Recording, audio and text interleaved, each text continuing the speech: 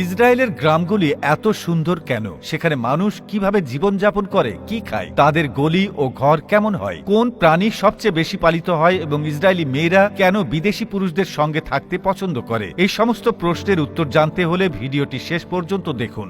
এই দেশের ৮০%-এরও বেশি জমি অনুর্বর ও পাথুরে। এটি এমন একটি দেশ যেখানে বিশ্বের সবচেয়ে কম বৃষ্টিপাত হয়। তবুও প্রতিকূল পরিস্থিতির বিপরীতে ইসরায়েল কৃষিক্ষেত্রে বিশ্বের শীর্ষ দেশ।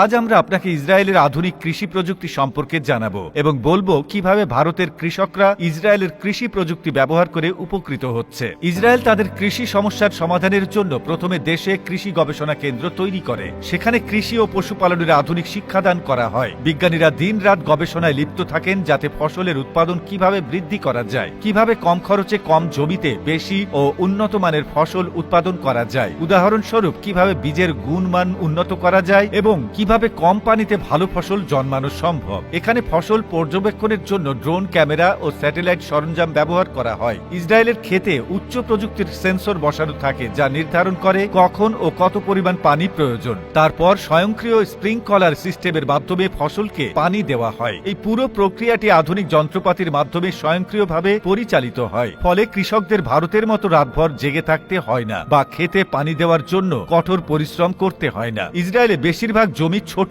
আকারের, কারণ দেশের জমি পাথুরে ও পাহাড়ি। সেখানে চাষ করা অত্যন্ত কঠিন এবং চ্যালেঞ্জিং। তবে ইসরায়েলের জনগণ কঠোর পরিশ্রম ও অধ্যবসায়ের মাধ্যমে কৃষিকাজে উপযোগী জমি তৈরি করেছে। এ কারণেই যদিও ক্ষেত ছোট আকৃতির, উন্নত প্রযুক্তির সাহায্যে সেখানে প্রচুর ফসল উৎপাদন করা হয়। এই ক্ষেতগুলিকে আর্টিফিশিয়াল ফার্ম বা গ্রিন হাউস ফার্মিং বলা হয়। ইসরায়েলের গ্রিন হাউস কৃষিক্ষেত্রে অত্যন্ত উন্নত। এখানে গ্রিন হাউস ফার্মিং এর মাধ্যমে যে কোনো ফসল চাষ করা যায়, তা গরম বা ঠান্ডা জলবায়ুর হোক না কেন। এর মূল কারণ হলো এই ক্ষেতগুলিতে তাপমাত্রা সহজেই নিয়ন্ত্রণ করা যায়। তদুপরি এখানে উন্নত সেচ ব্যবস্থা রয়েছে, যেমন ডিপ ইরিগেশন সিস্টেম ও advanced sprinkler system. Drip irrigation system বিশেষভাবে জনপ্রিয়। ডিপ ইরিগেশন সিস্টেমের মাধ্যমে ক্ষেতে পাইপের নেটওয়ার্ক স্থাপন করা হয় এবং পাইপে ছোট ছোট ছিদ্র করা হয় যাতে পানি সরাসরি গাছের শেকড়ে ধীরে ধীরে পড়ে। এর ফলে পানির অপচয় রোধ হয় এবং গাছ সঠিক পরিমাণে পানি পায়। ইসরায়েল পশুপালনেও বিপুল সাফল্য অর্জন করেছে। এখানকার ডেইরি ফার্মিং বিশ্বব্যাপী জনপ্রিয়।